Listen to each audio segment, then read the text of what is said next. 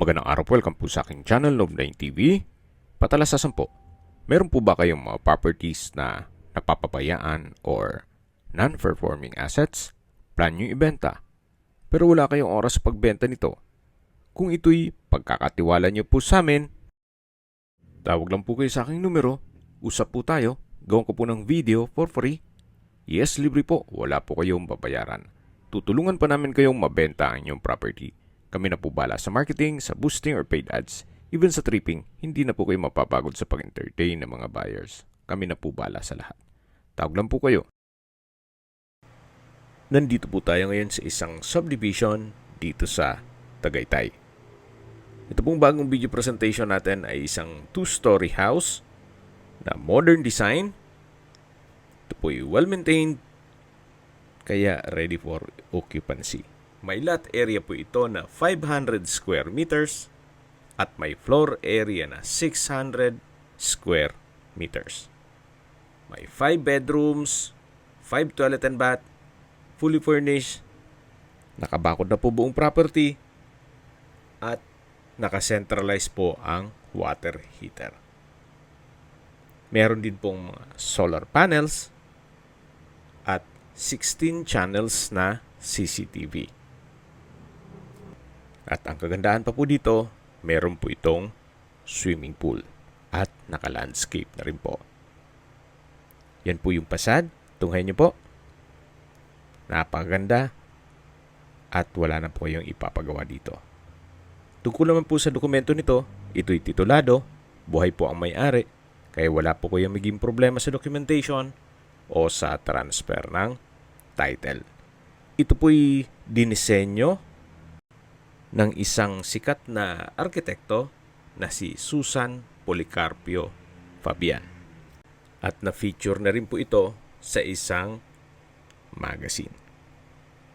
Tunghayin niyo po ulit itong napakagandang property kung saan napakaaliwalas at wala na po yung ipapagawa dito. Ito po yung 4-car garage. Then sa taas po ay may balkonahe.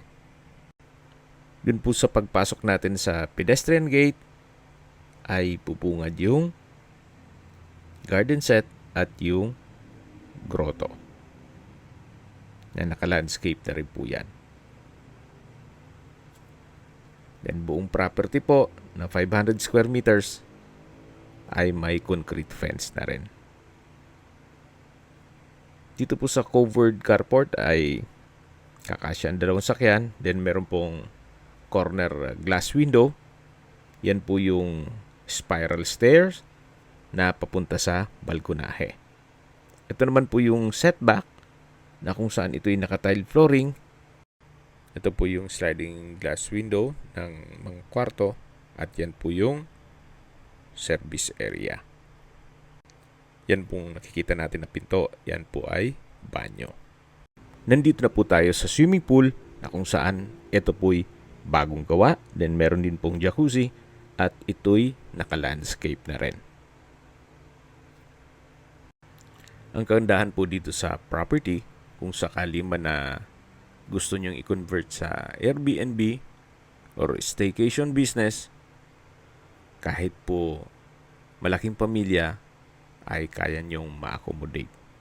Gawa ng napakalaki po ng bahay. Then, dito na po tayo sa pool side. Then, sa dulo po ay may shower area. Sa mga nagtatanong naman po ng reason for selling, may pagpabago lang sa kanilang plano, kaya ibebenta nila ito. Tunghayan nyo po itong back view nitong bahay na kung saan dito po sa second floor ay meron ding balkonahe. At dito naman po ay may hangout area. Then yan naman po yung sliding door papunta sa kitchen at dining area. Ganun din po dito sa kabilang side na kung saan yung living area ay meron din pong access door. Then may security grill. At nandito na po ulit tayo sa may garden. Na may garden set. Then meron pong grotto. At ito'y naka-landscape. Yung natatanaw natin na pedestrian gate Diyan po tayo pumasok kanina. At dito na po tayo sa may main door na kung saan ito po yung may aluminum screen door, then may glass panel with security grill. May CCTV na rin po. At pasok po tayo. Welcome po dito sa bahay ni Ma'am at Sir. Napakaaliwalas po. Lahat pong furnishings o mga kagamitan ay kasama po yan. Ito po yung naka-double high ceiling. May modern chandelier, ceiling cove design, glass walls and windows. Yan po yung hagdan o stairs. At dito naman po yung living area, na kung saan meron pong ceiling fan. Yan po yung corner window glass na may blinds at may customized glass window with security grill. Dito naman po sa kabilang side ay meron pong flute type design na wall panels. At ito naman po yung hagdan na kung saan naka-wooden staircase, wooden handrail, at metal railing. Meron din pong staircase window na nag-serve as natural sunlight. Nandito na po tayo sa may dining area na meron pong 8-seater dining set. Sa dulo po ay may sliding glass door with security grill. Then may blinds na rin po. Bali po dalawa yung access door dito. Ito po yung isa na kung saan papunta sa swimming pool. Then, galing po tayo dyan kanina. At balik po tayo ulit dito sa loob. Yan po ulit yung dining area. Then, ito po yung formal kitchen. May kitchen countertop. Malaking kitchen window. May kitchen cabinet, storage ng kitchen utensils, built-in gas range and range hood. Dito naman po yung kitchen drawer at wall-mounted kitchen cabinet. Meron din pong ceiling fan, may refrigerator, at hanggang sa dulo po ang kitchen countertop. Meron din pong stainless sink with faucet at built-in oven. Ito po yung access door papunta sa dirty kitchen. Meron din pong kitchen countertop, kitchen window, kitchen cabinet and drawer, may ceiling fan, gas range, range hood.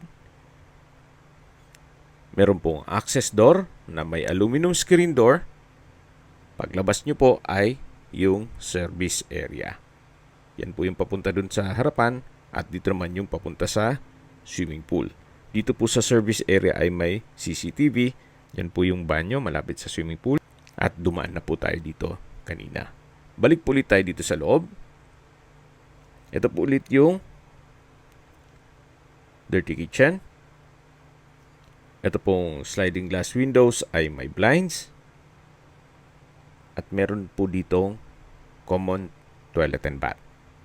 May hand wash basin, water closet with bidet, shower, tile bathroom wall, at bathroom window na may security grill. So, malinis naman po siya, wala po kayong ipapagawa dyan. Dito naman po sa kabila ay dapat maid's room po ito. O pwede ring stock room, pero sa ngayon, dito po nakapwesto yung monitor ng CCTV. So, 16 channels po yan. Paikot ng buong bahay.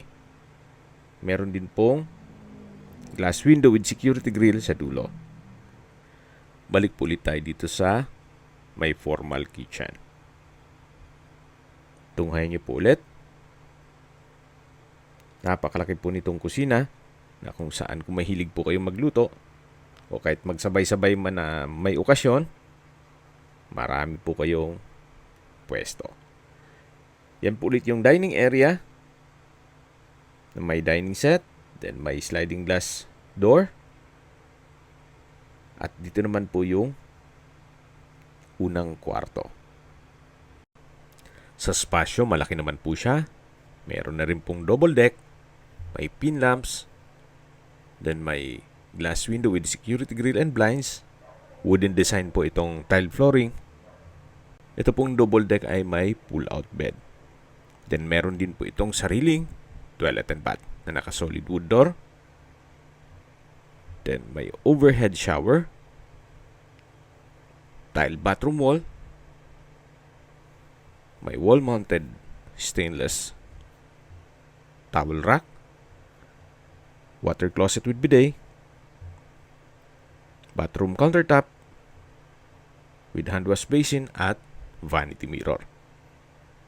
So ito po yung first bedroom with own toilet and bath na meron na pong double deck. Paglabas nyo po, matatanaw ulit yung kitchen at dito naman po yung powder room na kung saan naka-solid wood door. Then may bathroom countertop, hand wash basin, water closet,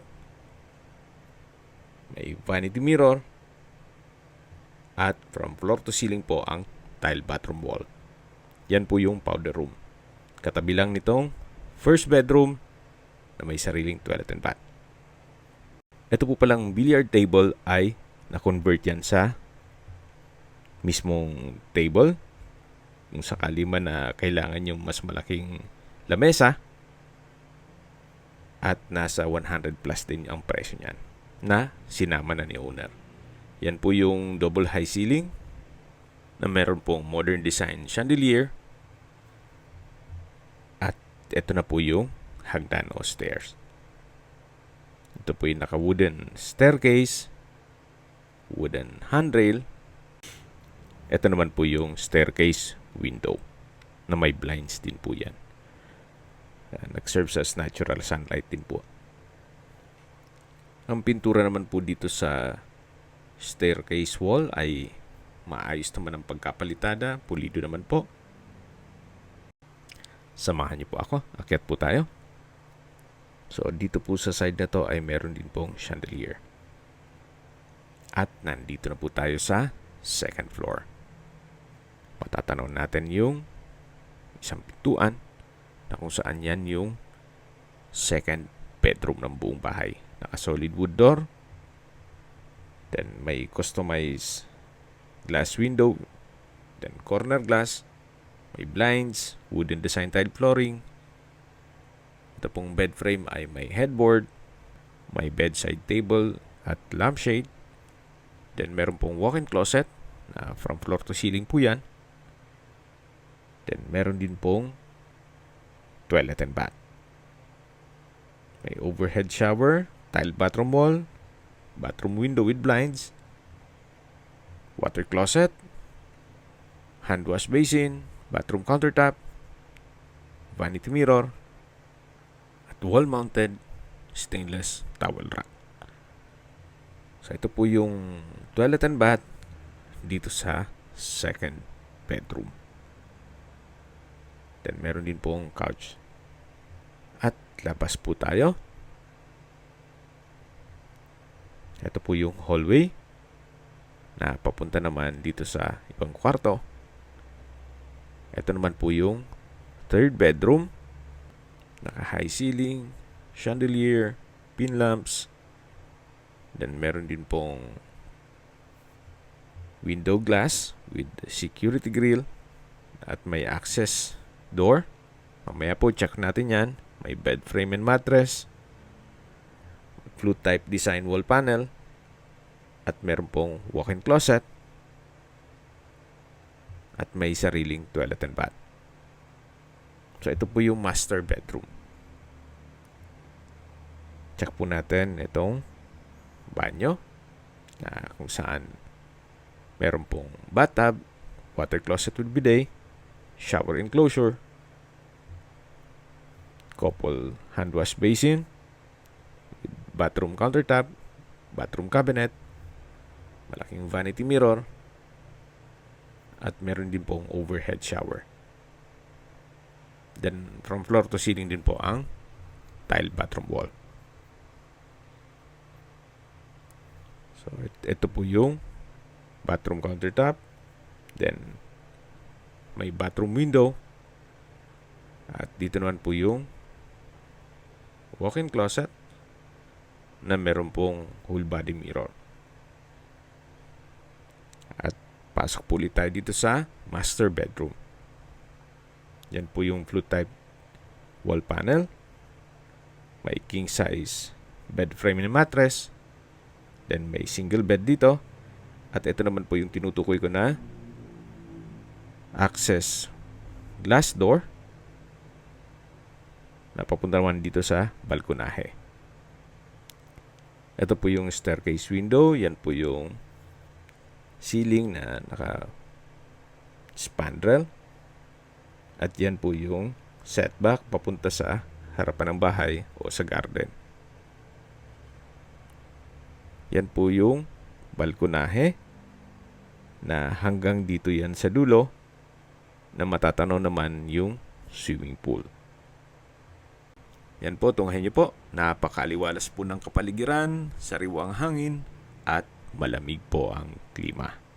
Ang estimated elevation above sea level ay 2,000 feet. Opo, ito po'y nasa mataas na lugar. Yan po yung corner glass window with security grill ng master bedroom. At ito naman po yung sliding glass door. At tunghayin niyo po ulit, itong master bedroom. Meron na rin pong split type aircon. At ito'y high ceiling. Naka solid wood door din po ito. At lalabas na po tayo. Balik tayo dito sa hallway. Ito naman po yung fourth bedroom. Meron pong split type aircon, double deck, pull out bed, wooden design tile flooring, may glass window with blinds, then meron pong wardrobe, at may sariling toilet and bath. May overhead shower, tile bathroom wall, bathroom window with blinds, water closet with bidet, hand wash basin, bathroom countertop, at vanity mirror. So wala din po kayong papagawa dyan. Napakalinis po. So ito po yung fourth bedroom. Hanggang dito po ay may wardrobe. At habang naglilibot po tayo at pinagmamasdan nyo po itong buong bahay, pag-usapan natin ang distance, location at travel time. Mula po sa Tagaytay Flower Market, ang distance is 1.4 kilometers at ang travel time is 3 minutes. Opo, ang basihan nyo po ay yung Tagaytay Flower Market. Mula po sa Nuvali, pag-akyat nyo ng Tagaytay, dun sa may flower market, napakalapit na po nito. Pero ganun pa man, kahit ilocate nyo po, ay kailangan inform pa rin natin si owner para makapasok po tayo dito. At mula naman po sa Picnic Grove, ang distance is 2.7 kilometers at ang travel time is 5 minutes. Mula naman po sa Tagaytay Rotonda, ang distance is 4.3 kilometers at ang travel time is 10 minutes, kung saan kumpleto na po doon gaya ng malls, hotels, restaurants, banks, schools, church, at hospital. Yan po yung lagi yung binabanggit sa inyo na dapat nyo i-consider sa paghanap ng property, yung meron pong malapit na hospital. Hindi ko naman po sinasabing sakitin kayo. Yan naman po for emergency purpose lang naman. At mula naman po sa Calac, Santa Rosa exit, ang distance is 25.6 kilometers at ang travel time is 35 minutes kasama na ang traffic. Ang Calac po ay connecting South Luzon Expressway, Skyway, all the way to North Luzon Expressway at ibang parte ng Metro Manila. Mula naman po sa Manila o sa airport, ang distance is 53.5 kilometers at ang travel time is 1 hour and 42 minutes. Okay, recap lang po sa mga nag-skip ng video. Ito pong property ay nasa Tagaytay. Ito po'y well-maintained at ready for occupancy. May lot area po ito na 500 square meters, may floor area na 600 square meters, fully furnished, 5 bedrooms, 5 bathrooms, may 4 car garage, then solar panels, centralized water heater, then 16 channels na CCTV. At tungkol naman sa dokumento nito, ito po'y titulado, buhay po ang may-ari, kaya wala po kayo maging problema sa documentation o sa transfer ng title. Ang nagdisenyo po nito ay isang sikat na arkitekto na si Susan Policarpio Fabian. At na-feature na po ito sa isang magazine. Ganun po kaganda ang property. Okay, sa presyo na po tayo. Binebenta po ito ni owner sa halagang 50 million pesos net. Ibig pong sabihin, si buyer na po ang sasagot sa lahat ng taxes at expenses with regard to documentation. So, nandito na po tayo sa poolside. Yan po yung blue type design. Then, dito naman po yung pump room. At dito naman sa side na to ay yung shower. Na may overhead shower, then naka tile flooring. So gaya na sabi ko sa inyo, ito pong swimming pool ay halos bago pa po ito. At yan po yung service area. Dito naman po ay may toilet na kung saan kompleto din po ang toilet fixtures gaya nitong hand wash basin, vanity mirror, tile bathroom bowl, at water closet with bidet. Para hindi na po papasok pa sa loob ng bahay kung sakaling may gagamit ng banyo. Kung hanap nyo po isang property na malaking bahay, may swimming pool, at wala na po kayong ipapagawa, you might consider this property, especially kung kaya naman ang budget ninyo. At yan po yung spiral stairs na kung saan papunta yan sa balkonahe. At aakyat po tayo dito para masilip ninyo kung anong meron dito sa taas. Sa baba po nito ay yung garahe.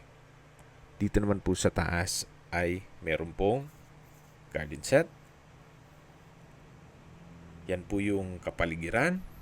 Napakaganda po, napakaaliwalas. Very relaxing. May mga pine tree, malapad ang daan, at yan po ang inyong magiging kapitbahay. Yan po yung driveway, at ito naman po yung sa taas ng bahay na kung saan dito po sa second floor ay high ceiling din po siya. Then may brickstone design itong wall, at bababa na po tayo. Kung may mga katanungan po kayo dito sa property na to at gusto magpaset ng tripping, tawag lang po kayo sa aking numero. At sa mga kababayan naman natin nasa ibang bansa, meron po akong WhatsApp, Viber, at Telegram. Same number lang po, 0917-316-3399. Ito po yung garahe at yan po yung gate. Sa mga nagtatanong naman po ng aming Facebook, meron po aming Facebook page na Nov9TV at Facebook Real Video. Meron din pong TikTok at Instagram. May ibang YouTube channel po kami, the Nov9TV channel, Nov9TV Listings, Nov9TV On The Spot, Nov9TV Updates, at Nov9TV House Rental. Sana po naibigyan nyo ang video presentation. Paki-like and subscribe na lang po sa aking channel para ma-update din po kayo sa aking future listings. Kung sakali po hanap nyo yung mas malaking sukat ng lupa, meron din po kami ibang listings na pwede nyong pagpilian. Huwag po kayong mag-atubiling tumawag sa amin. Then, let us know your budget para malaman namin kung anong property pwede naming ilog sa inyo. Sa lahat pong viewers, subscriber at nagtiwala po sa amin, salamat po sa suporta. Ingat po kayo lagi at yung pamilya. Maraming salamat po.